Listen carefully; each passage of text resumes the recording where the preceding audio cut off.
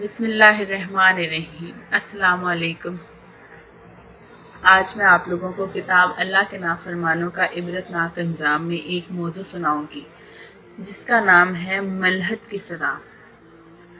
عبداللہ بن حشاب رحمۃ اللہ علیہ کا بیان ہے کہ میں ایک میت کو غسل دینے گیا۔ جیسے ہی میں نے اس کے منہ سے چادر ہٹائی تو دیکھا کہ ایک بہت ہی کالے رنگ کا سانپ اس کے حلق کے اندر سے جھانک رہا ہے۔ عبداللہ رحمۃ اللہ علیہ کہتے ہیں کہ سانپ کو دیکھتے ہی میں نے اس سے کہا کہ اگرچہ تو خدا کی طرف سے مامور ہے مگر ہم مسلمانوں کے یہاں غسل و کفن بھی ایک ضروری مسئلہ ہے، لہٰذا جب تک ہم لوگ اس کام سے فارغ نہ ہو جائیں تو یہاں سے ہٹ جا۔ یہ سنتے ہی سانپ فوراً اس کے حلق کے اندر سے باہر آ گیا اور قریب ہی کونے میں دبک کر بیٹھ گیا۔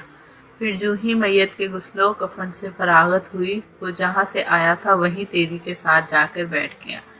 اس زمانے میں لوگوں نے اس شخص پر ملحد اور زندیق ہونے کا فتویٰ دے رکھا تھا۔